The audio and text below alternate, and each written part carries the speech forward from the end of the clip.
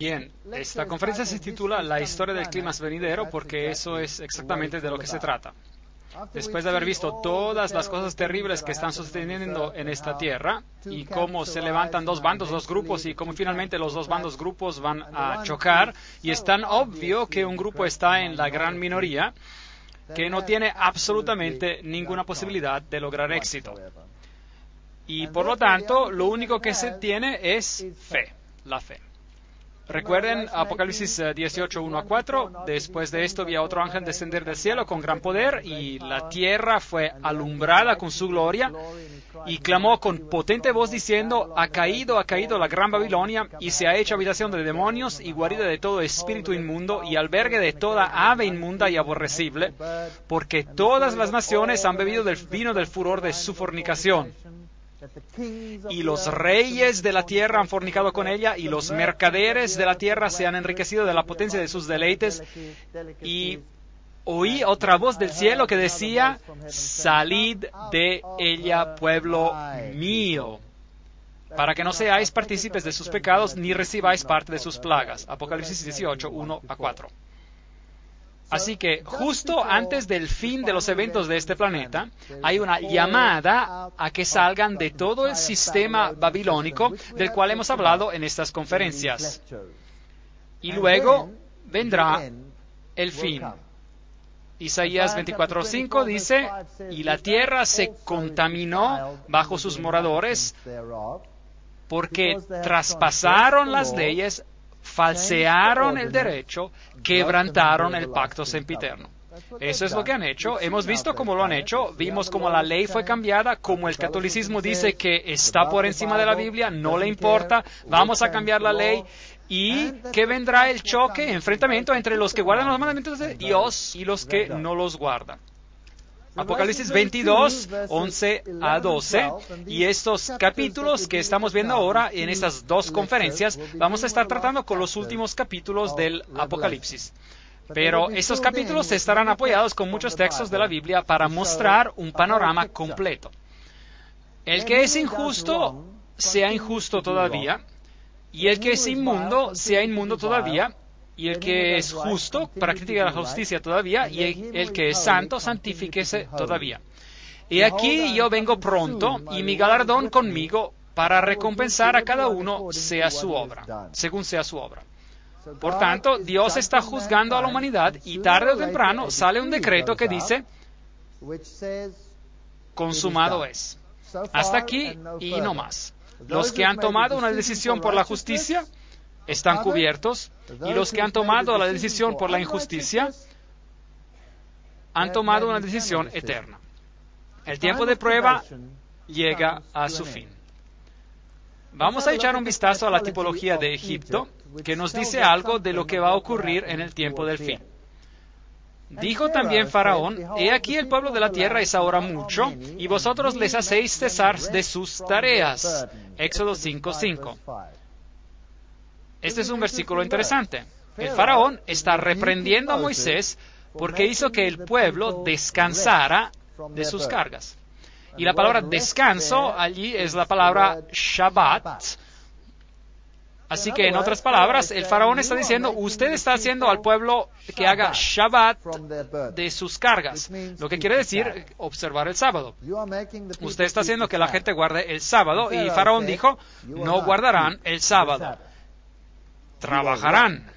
Y duplicó sus labores, y dijo, no más paja para ellos, recójanla ustedes mismos, nada de este Shabbat. ¿Cuál fue la respuesta de Dios? Cuando Faraón hizo una ley prohibiendo al pueblo de Dios que observara el sábado, ¿qué pasó? Vinieron las plagas. Vi en el cielo otra señal grande y admirable, 7 ángeles que tenían las 7 plagas postreras, porque en ellas se consumaba la ira de Dios. Apocalipsis 15:1. Así que, evidentemente, en este tiempo, después de que estas leyes hayan sido hechas y después de que hayan sido decretadas, las plagas vendrán. En Egipto se hizo una ley prohibiendo a la gente de observar el sábado, y cuando se hizo la ley y se implementó, vinieron las plagas. Hubo 10 entonces, porque era una tipología. Hay 7 ahora, ese es el último evento, y esto significa que ninguna de esas plagas tocará al pueblo de Dios. Y entonces vendrá el fin del mundo. Por lo tanto, la pregunta es, ¿cómo va a ser ese fin? ¿Qué enseña la Biblia? ¿Qué enseña el mundo? Vamos a ver lo que el mundo enseña es exactamente lo contrario de lo que la Biblia enseña. Y es un fenómeno muy extraño. Bueno, la ruina y la destrucción. Y la pregunta es, ¿hay esperanza? Bueno, sí, de otra manera no podríamos sonreír. Ven, Tito 2:13 dice, aguardando la esperanza bienaventurada y la manifestación gloriosa de nuestro gran Dios y Salvador Jesucristo. Esa es la esperanza, y es la única esperanza que tenemos. Esa es la solución al problema. Ahora, ¿cómo será cuando Jesús venga? Ven, hay tantas doctrinas en el mundo ahí afuera que la gente está esperando la llegada del Mesías. Si va a Israel esta noche, o el día de hoy, y va a la puerta dorada, verá todas las tumbas paradas por allá, o tendidas por allá, porque ellos creen que cuando el Mesías venga, va a entrar por la puerta dorada, la puerta se abrirá, los muertos resucitarán, y ellos serán los primeros con él en la ciudad. Por supuesto, esa puerta dorada lleva a la mezquita donde supuestamente Mahoma se fue al cielo, la cúpula de la roca. Bien, los judíos esperan a un Mesías y todo el mundo está hablando de un milenio de paz. ¿Ha escuchado sobre el milenio de la paz? No existe un movimiento religioso que no predique sobre eso, excepto uno, solo uno. Entonces, ¿qué sucede cuando Jesús viene otra vez? Recuerden que la Biblia habla acerca de 4 venidas de Cristo. La primera es como un bebé, la primera venida. Él viene como un niño. La Virgen dará a luz un hijo. Todos estos textos en la Biblia. La segunda es, Él viene al anciano de días, Daniel 7:13, y vi que con las nubes del cielo venía uno como un hijo del hombre, vino hasta el anciano de días. Y Daniel ve esta gran escena en el cielo, mientras que el cuerno pequeño, el catolicismo, está llevando a cabo sus planes aquí en la tierra. Así que Jesús no está viniendo a esta tierra en ese momento. Este es un cambio de actividad en el cielo. Jesús va a recibir el poder, la honra y la gloria, y el tiempo de prueba va a llegar a su fin y todas esas cosas. Luego está la venida en la gloria, la segunda venida. Y luego hay una venida final para restaurar la tierra y establecer el reino. Hay 4 venidas en la Biblia y uno las tiene que distinguir cuidadosamente. Los judíos ignoraron totalmente la primera porque ellos esperaban a la venida final. Incluso ignoraron a esa venida e ignoraron a esa venida también. Estaban solamente esperando por el establecimiento del reino. Pero uno tiene que considerar cada venida cuidadosamente y entender cuál es cuál en la Biblia. No es tan sencillo. No puedes solamente leer y decir, bueno, todo habla acerca de la restauración, eso es lo que va a pasar. Pero eso es lo que el mundo hace hoy. Isaías 7:14, por tanto el Señor mismo os dará una señal, y aquí que la Virgen concebirá y dará luz a un hijo, y llamará su nombre Emmanuel, Dios con nosotros. ¿A cuál venida se aplicó ese texto? Obviamente a la primera venida, cuando Él vino como un bebé. Pero esa fue ignorada. Y aquí una virgen concebirá y dará luz a un hijo y llamará su nombre Emmanuel, que traducido es Dios con nosotros. Mateos 1:23. Así que en la primera venida Jesús pagó el precio por el pecado. ¿Erradicó Él el pecado? No. No que me haya dado cuenta. ¿Han leído los periódicos? ¿Visto la televisión? No, Él no vino a deshacerse del pecado, vino a pagar el precio. Mas Él herido fue por nuestras rebeliones, molido por nuestros pecados. El castigo de nuestra paz fue sobre Él, y por su llaga fuimos nosotros curados. Isaías 53:5. ¿Reconocieron los judíos ese texto? ¿Sí o no? No. ¿Lo pasaron por alto? ¿Por qué? Porque tenían una expectativa que querían cumplir, pero no querían aceptar la interpretación bíblica. Ahora, ¿por qué vendrá de nuevo? Juan 14, 2 y 3. En la casa de mi Padre muchas moradas hay. Deberíamos ser capaces de recitar esto de memoria. Si así no fuera, yo os lo hubiera dicho. Voy pues a preparar lugar para vosotros, y si me fuere y os prepararé un lugar, vendré otra vez y os tomaré a mí mismo, para que donde yo estoy, vosotros también estéis. Esa es una imagen muy bonita de Dios. Me encanta esta imagen de Él. Él es tan cariñoso y Él quiere que estemos donde Él está. Esta es la razón por la que viene otra vez. ¿Viene a hacer qué? Para que podamos estar donde Él está también. Y os tomaré, os recibiré a mí mismo, dice el texto. De manera que Él nos va a recibir a sí mismo. Y necesitamos saber cómo va a venir de nuevo, porque la Biblia dice, tengan cuidado porque se levantarán falsos cristos en el mundo. ¿No dice la Biblia eso? Entonces, ¿cómo va a venir de nuevo? Bueno, estos son los criterios bíblicos. La segunda venida será universalmente visible. Universalmente visible. ¿Enseña la Iglesia mormona eso? No. He aquí que viene con las nubes y todo ojo le verá. Apocalipsis 1:7. Todo ojo le verá. Eso significa que no hay nadie que no se dará cuenta de que Él viene. Bueno, ¿cómo encaja este texto con el rapto secreto? Hay un problema allí, ¿verdad? No se puede tener un rapto secreto y todo ojo le verá, porque no hay nada de secreto si todo ojo lo verá. Porque como el relámpago que sale del oriente y se muestra hasta el occidente, así será también la venida del Hijo del Hombre. Mateo 24:27. ¿Algo secreto mencionado en este versículo? No creo. Eso suena bastante visible. Él será universalmente visible cuando Él venga. Ahora, la Biblia dice que Él viene con las nubes. Ahora, ¿qué significa eso? ¿Quiere decir que vendrá en un día lluvioso? El que pone las nubes por su carroza, el que anda sobre las alas del viento, Salmo 104:3. Ahora, si consideramos el paralelismo hebreo en este versículo, las nubes son igualadas a sus carros. Los carros de Dios son 20,000 y más millares de ángeles. El Señor entre ellos, como en Sinaí, así en el santuario. Salmo 168, 17, Reina Valera Antigua. Entonces, ¿qué enseña el paralelismo hebreo? Jesús va a venir con los ángeles. Así que cuando venga, va a venir en gloria con todos sus ángeles.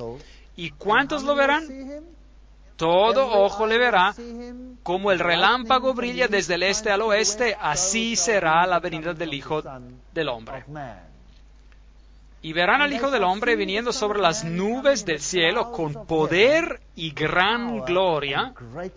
Mateo 24:30. ¿Ven el cuadro? Por lo tanto, esto significa que Jesús vendrá con sus ángeles. Eso es lo que significa.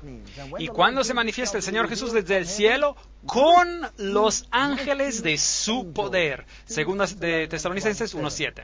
Debemos tener todos los textos, uno tras otro, alineados para que no seamos engañados y podamos entender exactamente lo que ocurrirá cuando Él venga. Mateo 25:31. Cuando el Hijo del Hombre venga en su gloria, ¿y cuántos de los ángeles? Todos los santos ángeles con Él, entonces se sentará en su trono de gloria. Así que cuando Jesús venga, todos los ángeles estarán con Él. ¿Cuántos se quedan en el cielo? Ninguno. Todos vienen a esta tierra. Eso es, trillones de trillones de trillones de ángeles. Un espectáculo increíble. Increíble. Eso sí va a ser algo increíble. Y cuando venga en su gloria y la gloria del Padre y de los santos ángeles, Lucas 9:26, ¿qué nos dice este texto? ¿Se pueden imaginar la gloria del Padre? Jesús va a venir con la gloria del Padre. Ahora, si nadie puede ver a Dios y vivir cuando es pecador, ¿qué cree usted que esto le va a hacer a las personas que han rehusado abandonar el pecado? Va a ser un problema. ¿Y qué de aquellos que han sido redimidos? ¿Cuál es su única esperanza de sobrevivir el evento? Jesús. De ser cubiertos con su justicia. Esta es la única esperanza que hay. Así que Él va a venir con la plena gloria de la divinidad y todos los ángeles con Él. El número de ellos era millares y millones de millones. Apocalipsis 5:11, nueva versión internacional. Va a ser un evento espectacular cuando Jesús venga. Hechos 1:11. Varones Galileos, ¿por qué estáis mirando al cielo? Este mismo Jesús, que ha sido tomado de vosotros al cielo, vendrá como le habéis visto ir al cielo. Entonces, ¿cómo fue tomado al cielo? También con ángeles. Lo vieron ascender, y ese mismo Jesús va a regresar.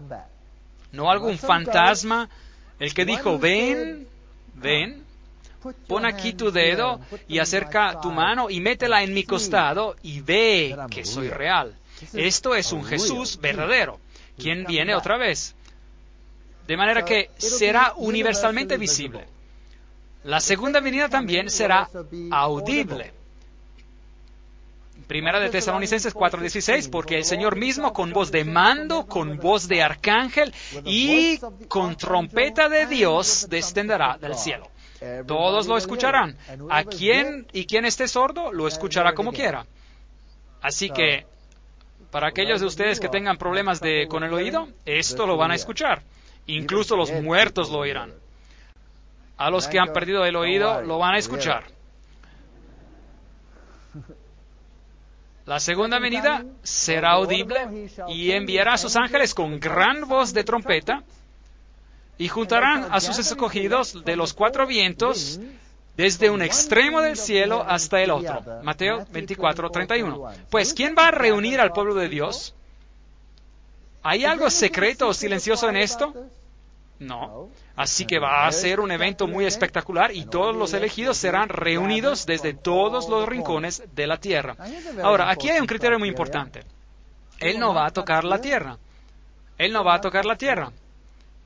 Y los muertos en Cristo resucitarán primero, de manera que hay una resurrección de los muertos, pero es la resurrección de aquellos que están en Cristo. Ellos resucitan.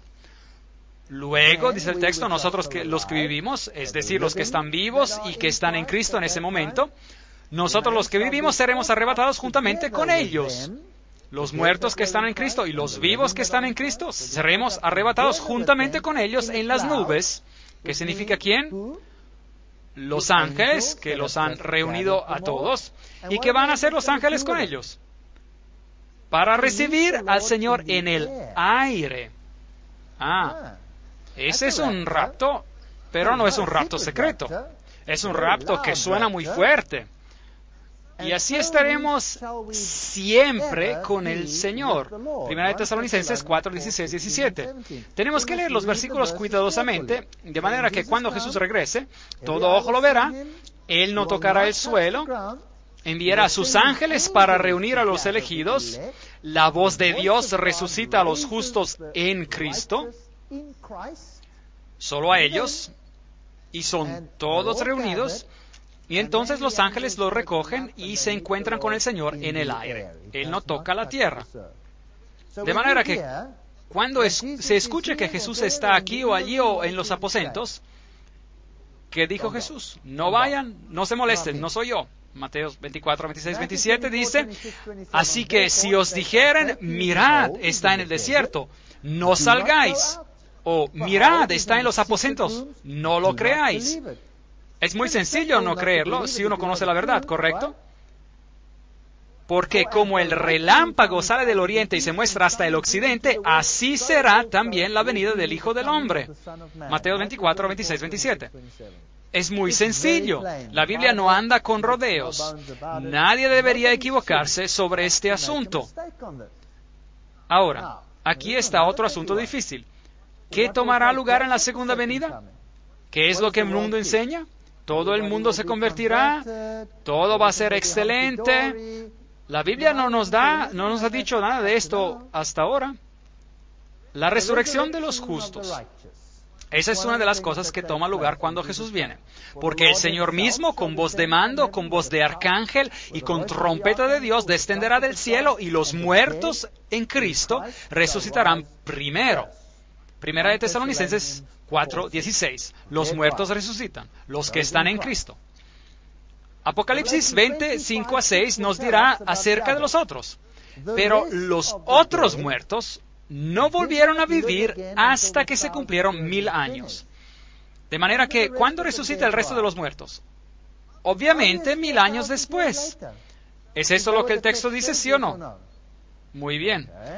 Entonces hay dos resurrecciones. La primera resurrección es la resurrección de los justos y la otra será la resurrección de los impíos. Pero entre las dos, ¿cuánto tiempo pasa? 1000 años. ¿Es eso lo que el mundo enseña? No. Bienaventurado y santo el que tiene parte en la primera resurrección. Eso tiene sentido. Si uno va a morir, ¿en cuál resurrección le gustaría estar? Obviamente en la primera. La segunda puede ser un poco problemática. De manera que queremos estar en la primera resurrección. Apocalipsis 25 a 6. ¿Quiénes están en la primera resurrección? Los que están en Cristo.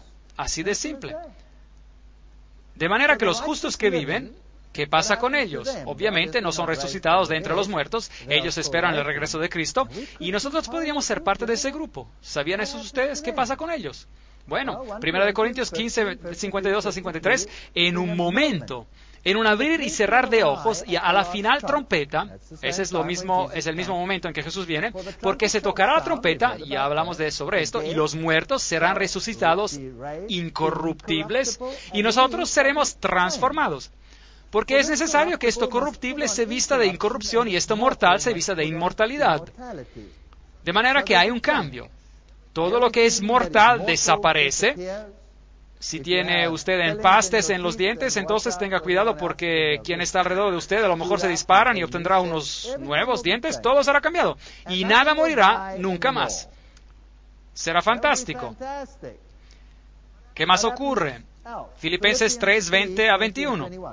Mas nuestra ciudadanía está en los cielos, de donde también esperamos al Salvador, al Señor Jesucristo, el cual transformará el cuerpo de la humillación nuestra, en caso de que pensemos que somos tan bellos, para que sea semejante al cuerpo de la gloria suya. Increíble. Eso es asombroso. Dios nos dará un cuerpo como el suyo. Increíble. Esto es algo increíble. Mateo 13, 49, 50. Así será el fin del siglo. En el fin del siglo saldrán los ángeles y apartarán a los malos de entre los justos y los echarán en el horno de fuego. Allí será el horno y el crujir de dientes. Bien, ¿qué significa esto? Mateo 13, 49, 50. Lo primero que vemos allí es que hay una separación. Y no parece ser muy bueno estar en el lado malo, ¿correcto? No parece ser demasiado bueno. Entonces, ¿qué pasa con los impíos?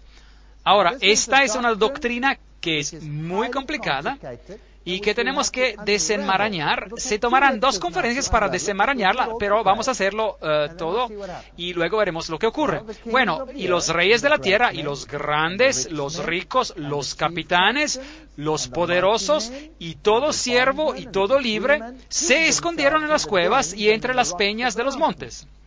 Por lo tanto, existen 2 categorías en esta tierra cuando Jesús venga. Un grupo está diciendo, he aquí, este es nuestro Dios, le hemos esperado. Los ángeles van a recogerlos, ¿y qué hacen con ellos? Los hacen ascender y ellos se encuentran con el Señor en el aire. ¿Y los otros qué hacen con ellos? Sálvense quien pueda. Huyen por sus vidas y buscan a esconderse donde puedan. ¿Y quiénes son ellos? Pues parece que los grandes hombres y los hombres ricos y los capitanes y los poderosos y todas esas gentes que ahora están diciendo, vamos a ser los ganadores, y parece que ellos van a estar en problemas. Y decían a los montes y a las peñas, caed sobre nosotros y escondednos del rostro de aquel que está sentado sobre el trono y de la ira del Cordero, porque el gran día de su ira ha llegado. ¿Y quién podrá sostenerse en pie? Apocalipsis 6, 15, 17. Así que ellos prefieren que les caiga una montaña encima en vez de enfrentar al Señor. Eso es bastante grave. ¿Alguna vez pensaron en eso? ¿Una montaña por encima en vez de enfrentar al Señor? Bueno, ¿qué otra cosa sucede con ellos? Y entonces aparecerá la señal del Hijo del Hombre en el cielo. Y entonces todas las tribus de la tierra se van a regocijar porque el Señor va a restaurar esta tierra y habrá un milenio de paz por siempre y para siempre y ya no va a haber problemas. No es lo que dice. No dice nada de eso. Mateo 24:30. Y entonces lamentarán todas las tribus de la tierra y verán al Hijo del Hombre viniendo sobre las nubes del cielo con poder y gran gloria. No van a estar felices, van a estar muy infelices. He aquí vino el Señor con sus santos, decenas de millares, ¿para hacer qué? Para hacer juicio contra todos y dejar convictos a todos los impíos de todas sus obras impías que han hecho impíamente y de todas las cosas duras que los pecadores impíos han hablado contra Él. Contra Él. En esta serie la hemos llamado el asalto violento total. ¿Contra quién? Contra Jesús. Hemos visto algunas de las cosas impías que han dicho sobre Él. Bueno, hay un día de juicio que viene para ellos. Y podrán pensar que son los ganadores, pero este texto dice lo contrario. Judas 14:15 dicen que están en problemas. Van a ser condenados, va a haber un juicio. No hay nada para estar feliz. Aún no hay ninguna conversión aquí, hay un juicio que se lleva a cabo. Cercano está el día grande de Jehová, cercano y muy próximo, y es amarga la voz del día de Jehová. Gritará allí el valiente, día de ira aquel día de angustia y de aprieto, día de alboroto y asolamiento, día de tiniebla y de oscuridad, día de nublado y de entenebrecimiento. Sofonías 1, 14 y 15. ¿Quién enseña esto en el mundo? ¿Han escuchado alguna vez que esta doctrina sea predicada en la iglesia? Nunca. Nadie la predica. Pero eso es lo que la Biblia dice. Todo lo que tiene que hacer es leerla. Segunda Tesalonicenses 2:8. Y entonces el inicuo, es decir, el que cambia la ley de Dios, se manifestará. ¿Qué ocurre con él? ¿Qué ocurre con el que se atrevió a cambiar la ley de Dios y dijo, estoy por encima de la Biblia, puedo hacerlo? ¿A quién le importa? Yo puedo cambiar los preceptos de Cristo. ¿Qué ocurre con él? Veamos. A quien el Señor matará con el espíritu de su boca y destruirá con el resplandor de su venida. Segunda de Tesalonicenses 2:8. Esto es duro, angustiante, realmente duro. Así que, ¿qué podrá estar diciendo palabras altivas a lo mejor ahora? Pero no va a seguir así por mucho tiempo. Jeremías 25:33. Y ya serán los muertos de Jehová en aquel día. Eso es siempre pertinente a la segunda venida, ya sea que lo lean en el Antiguo Testamento o en el Nuevo Testamento, hay perfecta armonía. Ya sea que en aquel día, los muertos, en aquel día, desde un extremo de la tierra hasta el otro, no se endecharán, ni se recogerán, ni serán enterrados, como estiércol quedarán sobre la faz de la tierra. Jeremías 25:33. ¿Por qué no serán recogidos? No hay nadie para recogerlos. ¿Por qué no van a ser sepultados? No hay nadie para sepultarlos. ¿Dónde están los que a lo mejor podrían sepultarlos? Se han ido. Y no en secreto tampoco. ¿Es bíblico hasta ahora? Solo estoy leyendo la Biblia. Voy a consumir totalmente todas las cosas de la tierra, dice Jehová. Consumiré al hombre y a la bestia. Voy a consumir a las aves de los cielos, y los peces del mar, y las piedras de tropiezo con los impíos, y cortaré al hombre de la faz de la tierra, dice Jehová. ¿Pecaron los animales? ¿Por qué es que el Señor va a destruir a todos los animales también? Verán, los animales, por causa del pecado, están sufriendo. Y los animales se han degradado y enfermado. Si ustedes consideran la paleontología, se darán cuenta de que los animales eran enormes en el pasado. Todo era mucho más grande de lo que es hoy. Les apuesto que ningún perro recibió nunca un desplazamiento de cadera. No creo que los animales hayan sufrido entonces como sufren ahora. En su misericordia, Dios va a poner fin a toda esta creación. Entonces, ¿qué va a quedar en esta tierra que esté vivo cuando Jesús venga? Nada, excepto algo, pero tocaré eso dentro de un momento. Así que todo va a ser destruido. ¿Suena eso como la historia que se está predicando por el mundo hoy en día? No. Bien, Salmo 110. El Señor está a tu diestra, quebrantará a los reyes en el día de su ira, juzgará entre las naciones, las llenará de cadáveres, quebrantará las cabezas en muchas tierras. Salmo 110, 5, 6.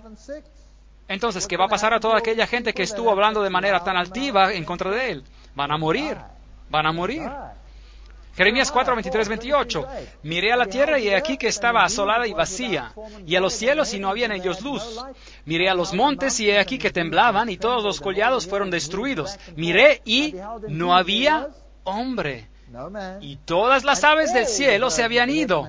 ¿Hay armonía entre los profetas, sí o no? Por supuesto. Miré y he aquí el campo fértil era un desierto. ¿Y cuántas de las ciudades? Todas sus ciudades eran asoladas delante de Jehová, delante del ardor de su ira. Porque así dijo Jehová, toda la tierra será asolada, pero no la destruiré del todo. Por eso se enlutará la tierra y los cielos arriba se oscurecerán, porque hablé, lo pensé y no me arrepentí ni desistiré de ello. Por lo tanto, aunque aquí todo está muerto, aún no es el fin. Aún hay más por venir. Muchas cosas interesantes van a pasar y tenemos que desenmarañarlas. De manera que ahora este rapto secreto. Mateos 24, 38, 42. Porque como en los días antes del diluvio estaban comiendo y bebiendo y casándose y dando en casamiento hasta el día en que Noé entró en el arca y no entendieron hasta que vino el diluvio y se los llevó a todos. Así será también la venida del Hijo del Hombre. Serán llevados todos, como lo vimos. Entonces estarán dos en el campo, el uno será tomado y el otro será dejado. Dos mujeres estarán muriendo en el molino, la una será tomada y la otra será dejada. Velad, pues, porque no sabéis a qué hora ha de venir vuestro Señor. Ese es el texto que utilizan para justificar el rapto secreto. ¿Dónde dice uno será tomado secretamente y el otro será dejado? ¿Dice eso? No. Todo lo que dice es uno será tomado y el otro será dejado. En otras palabras, el justo, ¿qué pasará con él? Ángeles lo recogerán y lo llevarán ¿a dónde? A recibir al Señor en el aire. ¿El impío, qué pasa con él? Solo tiene que permanecer aquí y estar muerto, es todo. No hay rapto secreto aquí. ¿Existe alguna falta de armonía entre esto y lo que leemos? No. Los dispensacionalistas afirman que el anticristo se levantará después del rapto secreto, pero la Biblia claramente enseña que este poder va a surgir de la iglesia y no después de la iglesia. Primera de Juan 2, 18, 19. Hijitos, ya es el último tiempo, y según vosotros oísteis que el anticristo viene, así ahora han surgido muchos anticristos. Por esto conocemos que es el último tiempo. salieron de nosotros, pero no eran de nosotros. Porque si hubiesen sido de nosotros, habrían permanecido con nosotros. Pero salieron para que se manifestase que no todos son de nosotros. Por lo tanto, si el dispensacionalismo enseña que el anticristo vendrá en el futuro y que vendrá no de entre los cristianos, sino de otra sociedad que va a perseguir a los judíos, eso es lo que afirman, eso no es bíblico. Eso no es bíblico. Y en todo caso, el anticristo no viene en el futuro. Él se levantó, como ya lo hemos visto, desde la época romana. Sale de la cuarta bestia, sale de Roma. De manera que el dispensacionalismo no puede estar en lo correcto, no puede estarlo porque no es bíblico. Pero sabe que prácticamente todo el mundo pentecostés y el mundo bautista enseña esto. No es bíblico. No existe un evangelio de la segunda oportunidad. El rapto secreto enseña un evangelio de la segunda oportunidad. Enseña que aquellos que estaban en pecado recibieran otra oportunidad. Y de la manera que está establecido para los hombres que se mueran una sola vez, y después de eso el juicio. No existe una segunda oportunidad. Hebreos 9:27. Decidimos ahora o nunca. Deje el impío su camino y el hombre inicuo sus pensamientos y vuélvase a Jehová, el cual tendrá de él misericordia, y al Dios nuestro, el cual será amplio en perdonar. Isaías 55:7. No hay aquí otra opción múltiple. Y el justo y el impío se revelan al mismo tiempo. Dios es justo. Él retribuirá aflicción con penas a los que lo mortifican a usted y dará alivio a los que sufren y a nosotros también. Esto sucederá cuando el Señor Jesús se revela desde el cielo en fuego ardiente con sus ángeles poderosos. ¿Hay alguna segunda oportunidad aquí, sí o no? No. Por lo que el rapto secreto es bíblico, sí o no. Decidan del texto, allí está, es muy simple. La Biblia no puede mentir. Dejad crecer juntamente lo uno y el otro hasta la siega. Y al tiempo de la siega yo diré a los secadores, recoged primero la cizaña y atadla en manojos para quemarla, pero recoged el trigo en mi granero. Mateo 13:30. ¿Es eso secreto? ¿Es eso secreto? ¿Es eso un rapto secreto con una segunda oportunidad, sí o no? No. Todo sucede cuando el Señor viene. Así que prácticamente casi todo el mundo protestante está enseñando una doctrina jesuita. Alcázar y Rivera, futurismo, preterismo. Las dos doctrinas empezadas por jesuitas, las dos son enseñadas en el mundo protestante, no son bíblicas, son una mentira flagrante para engañar a la gente a no obedecer los preceptos de Dios. El rapto secreto, el pueblo de Dios, aquellos que han lavado sus ropas en la sangre del Cordero, tienen que pasar por la tribulación. No son arrebatados antes de ella. Pregunta, ¿fueron los israelitas arrebatados cuando las plagas cayeron, sí o no? No. Estaban allí y vieron una diferencia entre ellos y los otros. Y luego fueron llevados. ¿Y qué sucedió a Faraón y a su ejército? Fueron destruidos. Eso es una tipología, es una pequeña representación de una mayor realidad al final de los tiempos.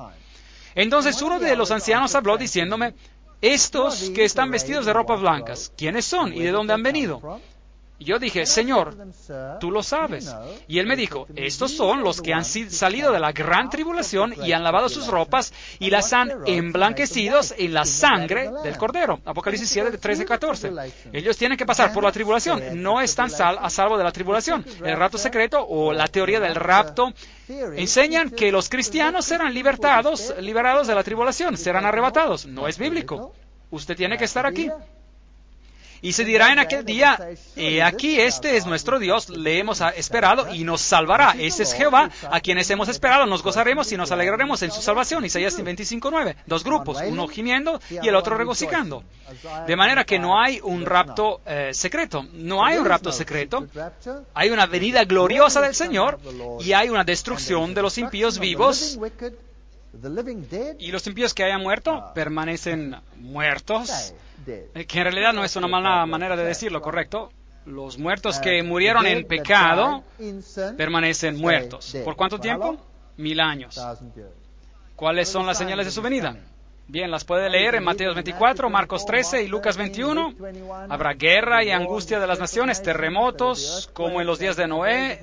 El Evangelio será predicado en todo el mundo. Ahora habrá tribulación, se levantarán falsos cristos y habrá señales en el sol y la luna y las estrellas. Hemos visto muchas de ellas en esas conferencias y esos son los asuntos. Esos son los dos asuntos. Mateo 24, 2 a 3, y es Jesús quien habla, y dice, Él les dijo, ¿veis todo esto? De cierto os digo que no quedará aquí piedra sobre piedra que no sea derribada. Eso era una tipología de lo que iba a pasar a esta tierra. Dios la va a destruir totalmente. Y estando él sentado en el monte de los olivos, los discípulos se le acercaron aparte, diciendo, dinos cuándo serán estas cosas y qué señal habrá de tu venida y del fin del siglo. Mateo 24.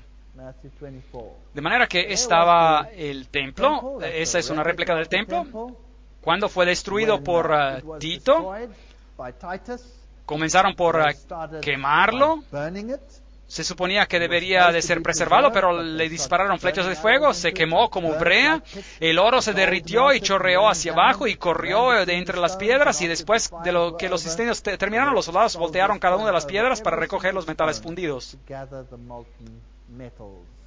Aquí está el menorá, un emblema de él en el arco de Tito, donde los esclavos lo están llevando de nuevo a Roma. Cercano está el día grande de Jehová, cercano y muy próximo. Es amarga la voz del día de Jehová. Gritará allí el valiente, día de ira, aquel día, día de angustia y de aprieto, y día de alboroto y de asolamiento, día de tiniebla y de oscuridad, día de nublado y de entenebrecimiento. Sofonías 1, 14, 15. No va a ser un buen día. Entonces habrá señales en el sol y en la luna y en las estrellas, y en la tierra angustia de las gentes, confundidas a causa del bramido del mar y de las olas, desfalleciendo los hombres por el temor. No es un momento alegre. Lucas 21, 25, 26. Mateos 24, 7. Se levantará nación contra nación y reino contra reino. Este es un texto interesante. No es un duplicado. No lo es. Y habrá pestes y hambres y terremotos en diferentes lugares, nación contra nación, reino contra reino. La palabra nación en el original es la palabra ethnos. Pueden ver grupo étnico contra grupo étnico. Y después reino contra reino. Eso habla de naciones con fronteras definidas. Aquí se habla de guerras entre las naciones, pero dentro de las naciones habrá etnos contra etnos, es decir, etnias contra etnias. Aquí los tutsis y los hutus, y terribles conflagraciones y el odio que se va construyendo entre las razas y entre las culturas y todas estas cosas. Esto va a derramarse en los últimos días. En Cristo tenemos que elevarnos por encima de esas cosas. No hay negro, no hay blanco, no hay amarillos, no hay nación, no hay nada. Todos somos hermanos y hermanas en Cristo. Y solo en Cristo puede funcionar. No puede funcionar entre los seguidores de Lucifer. Incluso Edgar Hoover dijo, lea, ore y llore mientras considera la terrible situación espiritual de América. Santiago 5:3, vuestro oro y plata están enmohecidos y su moho testificará contra vosotros y devorará del todo vuestras carnes como fuego. Habéis acumulado tesoros para los días postreros, así que habrá calamidades económicas. He aquí clama el jornal de los obreros que han cosechado vuestras tierras, el cual por engaño no le ha sido pagado por vosotros, y los clamores de los que habían cegado ha entrado en los oídos del Señor de Sabaoth. Calamidades económicas, desasosiegos laborales, empleos en una era de inseguridad, falsos cristos, falsos profetas, grandes señales, maravillas. Hemos tenido conferencias completas sobre esto. Las apariciones de Maitreya, las visiones marianas, usted dígalo. Todas las grandes religiones proponen la idea de una futura revelación que se dará por un futuro maestro. Hola. La Biblia no propone esa idea, solamente todas estas grandes religiones, pero ellas todas están enseñando algo contrario a la Biblia. Los cristianos esperan por el regreso del Cristo. Los budistas buscan la llegada de otro Buda, el señor Maitreya, mientras que los musulmanes esperan el Imam Mahdi, los hindúes una reencarnación de Krishna y los judíos el Mesías. Todos se van a llevar una gran sorpresa, porque nada de eso se va a materializar, salvo en engaño. Pero cuando el Señor venga, lo van a saber. Segunda de Timoteo 3. Eso ten en cuenta que en los últimos días vendrán tiempos peligrosos. Habrá hombres amantes de sí mismos, avaros, vanagloriosos, soberbios, blasfemos, desobedientes a los padres, ingratos, impíos. Vemos todas estas cosas hoy en día, sin afecto natural, desleales, calumniadores, intemperantes. La lista es simplemente interminable. Arrebatados, infatuados, amantes de los placeres, apariencia de piedad, que tendrán apariencia de piedad, pero negarán su eficacia. Paz universal, no, pistolas universales. Y muchos se ofenderán y se traicionan los unos a otros y se odiarán entre sí. Mateo 24:10. Eso es lo peor de todo. ¿Saben ustedes que este evangelio va a crear división? ¿Puede verlo? ¿Qué tan divisivo va a ser? ¿Y cómo la gente se va a defender? ¿Y cómo la gente va a ser traicionada y acabará en la cárcel? Policías fuera de control. ¿Cree usted que estará seguro cuando esté en la cárcel? No lo creo. Si Dios no está con usted, no está a salvo. Esta masacre en Japón, cuando mataron a todos aquellos con gas. La tierra se envejecerá como ropa de vestir. Isaías 51:6. Habrá calamidades económicas, habrá calamidades ecológicas delante de nosotros del diluvio, huracanes, más tormentas, grandes catástrofes, y en medio de la tormenta, Jesús te ama. ¿Cómo gimen las bestias? El ganado está perplejo porque no tienen pastura. Sí, los rebaños de ovejas son desolados. Oh Jehová, a ti clamaré, porque el fuego ha devorado las pasturas del desierto. Grandes incendios. La tierra, menos leche y miel. Esto fue en Australia con el último episodio de El Niño, así es como se veía. Y los incendios en California, y la mala sangre y sida. Que nadie se engañe a sí mismo, estamos siendo arrastrados hacia una catástrofe. Walter Lippmann dijo. ¿Algunas señales adicionales? Un aumento en el conocimiento, un aumento de la actividad demoníaca, desviación de la fe, calamidades económicas, aumento en las falsas enseñanzas, aumento en el tráfico y la velocidad, esa me gusta bastante, y la desobediencia y la anarquía. Pero tú, Daniel, cierra las palabras y sella el libro hasta el tiempo del fin. Luego, y la ciencia se aumentará, Daniel 12:4. La palabra de Dios se hará clara. También habrá conocimiento literal que incrementará y eso contribuirá a difundir el Evangelio. Y habrá muchos espíritus inmundos y ranas y todas estas bestias y falsos profetas y todas estas cosas extrañas cuando el Señor venga. Son espíritus de demonios que obran milagros. Me gusta esta. Nahum 2:4. Los carros se precipitarán a las plazas, con estruendo rodarán por las calles, su aspecto será como antorchas encendidas, correrán como relámpago. ¿Vio Nahum a este carro? No creo, me parece que vio algo como esto. El tráfico rápido. Tened paciencia hasta la venida del Señor. Tened también vosotros paciencia. Afirmad vuestros corazones, porque la venida del Señor se acerca. Santiago 5:7-8. Cuando estas cosas comiencen a suceder, erguíos y levantad vuestra cabeza, porque vuestra redención está cerca. Lucas 21:28. El Señor viene pronto. Y veremos los más grandes detalles en la próxima parte. Bien, hemos visto las señales de la venida del Señor. Y hemos visto que cuando estas cosas comienzan a suceder, erguíos y levantad vuestra cabeza, porque vuestra redención está cerca. Lucas 21:28. Y entonces podremos decir, he peleado la buena batalla, he acabado la carrera, he guardado la fe. Por lo demás, me está guardada la corona de justicia, la cual me dará el Señor juez justo. ¿Cuándo? En aquel día. De manera que esperaba Pablo recibir su corona en el momento de su muerte. No. La esperaba recibir en ese día.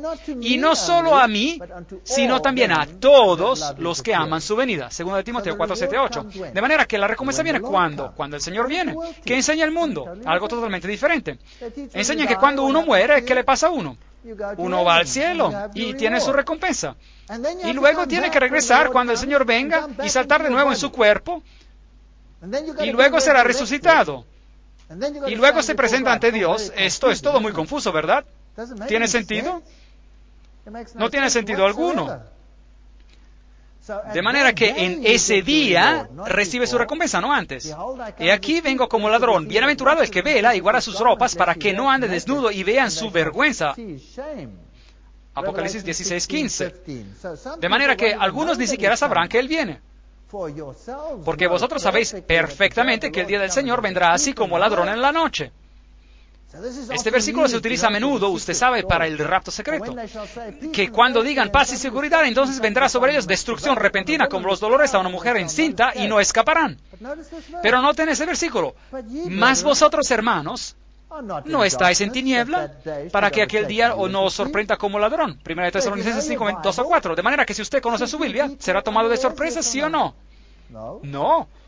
No debería ser una sorpresa. Pero aquellos que están esperando cosas maravillosas y un milenio de paz y todas estas cosas, ¿serán sorprendidos? Sí, van a ser sorprendidos, muy sorprendidos. Porque el Padre a nadie juzga, sino que todo el juicio dio al Hijo. Juan 5:22. El papado dice que el banco del juicio le pertenece. No, el papado está equivocado. Todo juicio pertenece al Hijo. Pero se sentará al juez y le quitarán su dominio, el dominio papal, para que sea destruido y arruinado hasta el fin. Daniel 7:26. Esta es una referencia al poder del cuerno pequeño, el papado, de quien el dominio será quitado. Daniel 7:13 a 14. Y miraba yo en la visión de la noche, y he aquí con las nubes del cielo venía uno como un hijo del hombre, que vino hasta el anciano de días, y le hicieron acercarse delante de él. Esta no es la venida del Señor, esto es algo totalmente diferente. Y le fue dado dominio, gloria y reino para que todos los pueblos, naciones y lenguas le sirvieran. Su dominio es dominio eterno que nunca pasará. Y su reino, uno que no será destruido. De manera que la coronación toma lugar en el cielo. Jesús se quita su túnica sacerdotal y se pone su túnica real. El tiempo de prueba se termina, y luego caen las plagas en la tierra, y después de eso, el Señor viene de nuevo. He aquí yo vengo pronto, y mi galardón conmigo para recompensar a cada uno según su obra. Apocalipsis 22:12. La Biblia dice, y será tiempo de angustia cual nunca fue desde que hubo gente hasta entonces. Daniel 12:1. De manera que en este tiempo, después de que se cierra el tiempo de prueba, habrá un terrible tiempo de angustia. Caerán las plagas, entraremos en los detalles de eso después. Caerán a tu lado 1,000 y 10,000 a tu diestra, mas a ti no llegará. Haga suyas estas promesas. Ciertamente con tus ojos mirarás y verás la recompensa de los impíos. Ese es el relato bíblico. Porque has puesto a Jehová, que es mi esperanza, al Altísimo por tu habitación. Vale la pena seguir al Señor, aun cuando parece improbable y parece que estamos en problemas en este planeta. Esta es la esperanza. No te sobrevendrá mal, ni plaga tocará tu morada. Salmo 91:10. ¿No es esa una gran promesa? De manera que se desatará toda la destrucción en este planeta. Pero usted no tiene nada que temer si está en Cristo. Ahora, cuando Jesús venga de nuevo, se le llama la batalla de Armagedón. ¿Qué enseña el mundo acerca de la batalla de Armagedón? Ellos dicen que va a haber una guerra en el Oriente, en el Medio Oriente, y primero decían que eran los turcos, y cuando los turcos ya no lo eran, lo suficiente poderosos, dijeron que iban a ser los rusos, y los rusos van a venir y van a pelear, y todos se van a reunir en este valle, Armagedón, en el valle de Megiddo, y allí va a haber una gran guerra, y luego el reino se construirá en la tierra. Pregunta: ¿está eso en armonía con lo que acabamos de leer? Hemos leído que cuando el Señor viene, ¿qué ocurre a todas las ciudades en toda la tierra? Son aplastadas. Eso es lo que la Biblia dice. Toda ciudad es aplanada. ¿Incluirá eso a la Jerusalén terrenal quizás? Obviamente sí. La Jerusalén terrenal se va a ir. ¿Cuál era la bendita esperanza de Abraham? ¿Qué era lo que él esperaba? ¿Una Jerusalén terrenal o esperaba una celestial? Él esperaba una ciudad celestial. A propósito, ¿quién está construyendo esa ciudad? He ido a preparar un lugar para vosotros, nos dice Jesús. Entonces, ¿qué es esta batalla de Armagedón? los reyes de la tierra en todo el mundo los reunió en el lugar que en hebreo se llama Armagedón. Apocalipsis 16, 14, 16. La palabra griega para lugar es topos, y topos tiene tanto un significado literal como también un significado metafórico. Así que el último significa un estado de ánimo. De manera que uno puede tener un estado de ánimo que conlleve a algo. Por lo tanto, Satanás va a inducir un estado de ánimo en la gente del mundo que los va a forzar a buscar la muerte de aquellos que se rehúsan a obedecer sus dictados. ¿Tiene eso sentido? De manera que topos significa también un estado de ánimo. Joel lo llama el valle de Josafat. Muy bien. Zacarías declara que las naciones se reunirán en Jerusalén, en el sentido de que lucharán contra el pueblo de Dios.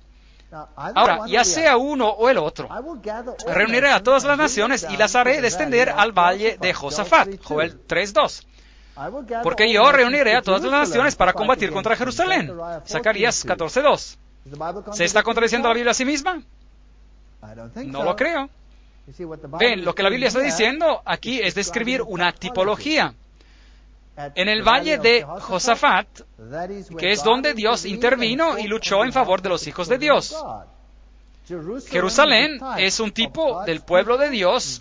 Dios intervendrá y luchará en favor del templo del pueblo de Dios. ¿Quién destruye al impío con el resplandor de su venida? Jesús. ¿Son los rusos? No. Dice, el Señor lo matará con el resplandor de su venida. Y no algún poder anticristo que va a ser conquistado en algún lugar del Medio Oriente. El sexto ángel derramó su copa sobre el gran río Eufrates y el agua de este se secó para que estuviese preparado el camino de los reyes del Oriente. Apocalipsis 16:12. Oh, esos son los rusos. Oh, no, esos son los turcos. Oh, lo que sea que ellos quieran que sean. Pero no está en armonía con el resto de la Biblia. Ahora, aquí está el valle de Megiddo, y allá arriba, Acab tenía su fortaleza. Este fue uno de los abrevaderos donde se ataban los caballos, donde podían comer o beber o hacer lo que sea. Cisternas de agua estaban allí, y allí es donde las grandes guerras se pelearon. Por lo tanto, este valle de Megiddo es un lugar muy interesante, y cuando usted se encuentra en el valle de Megiddo, hay un monte que parece prominente. Y ese es el Carmelo. Y en el Carmelo se tomó una decisión cuando Elías dijo, elige hoy a quién vais a servir. Es el valle de la decisión. Allí es donde está. Decida por el uno o por el otro. Estemos juntamente a juicio. ¿Quién despertó del oriente al justo y lo llamó para que le siguiese? Entregó delante de él naciones y le hizo enseñorear de reyes, los entregó a su espalda como polvo, como hojarasca que su arco arrebata. ¿Quién es ese? Isaías 41, 1, 2. ¿Qué es lo que Isaías está implicando aquí? ¿Quién es este de rey del oriente? Es el Mesías, es Jesús, sí, es el Mesías. Estamos absolutamente seguros, echemos un vistazo. Aquí en Ezequiel 43, 1, 2, me llevó luego a la puerta que miraba hacia el oriente, y aquí la gloria del Dios de Israel que venía del oriente. ¿Con quién viene? Viene con todos sus ángeles, y viene con la gloria del Padre, así como también con su gloria. Y su sonido era como el sonido de muchas aguas, y la tierra resplandecía a causa de su gloria. De manera que, ¿quiénes son esos reyes del este que vienen?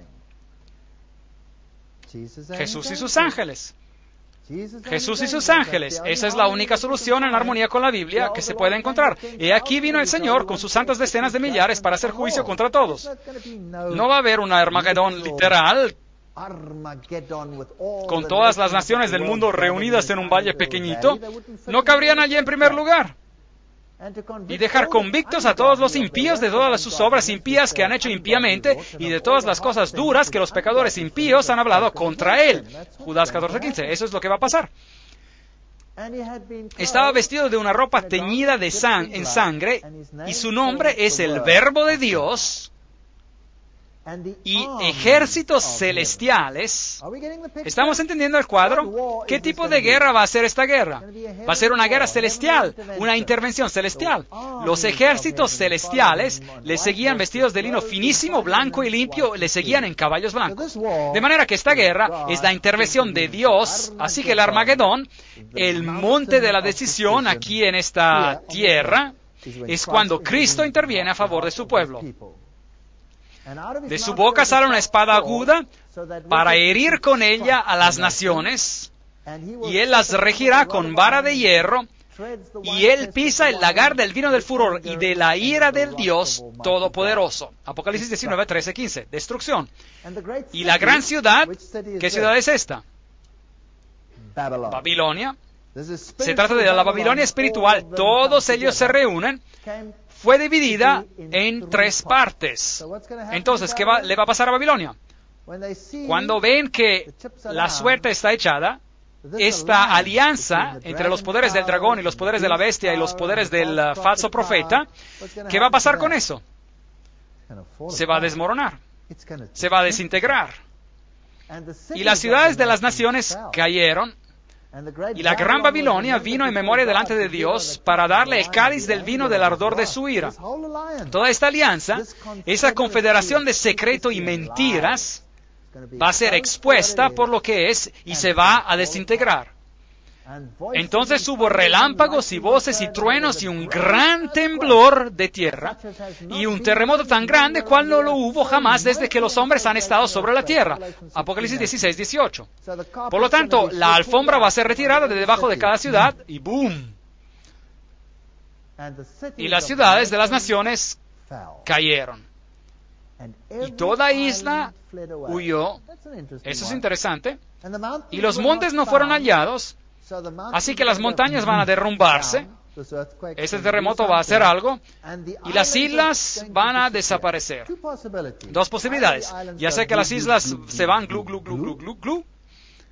O sino que los continentes se unen y todo se mueve para un lado. Hay 2 posibilidades. Yo no sé cuál. Tal vez incluso sea una tercera o una cuarta.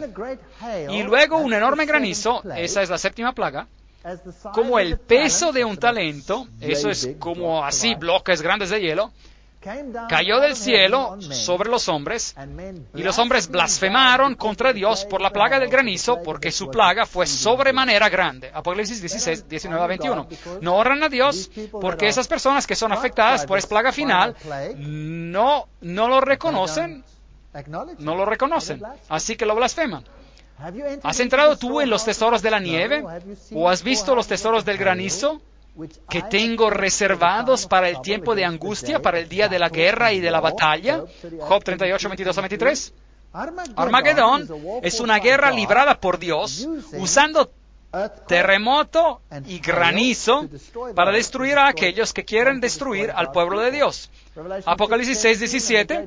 Y porque el gran día de su ira ha llegado, ¿y quién podrá sostenerse en pie? Y la bestia, el catolicismo, fue apresada, y con ella el falso profeta. Eso fue tomado.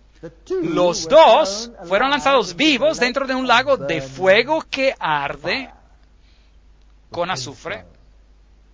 Y los demás, ¿quiénes son esos? Los reyes de la tierra, los comerciantes, todos los demás, fueron muertos con la espada que salía de la boca del que montaba el caballo. Apocalipsis 19, 20, 21. Ok. ¿Quién está faltando en esta tríada que acabamos de leer? El dragón no está allí. El dragón son las fuerzas demoníacas que han reunido a la gente en toda esta unión espiritualista, y él no está allí.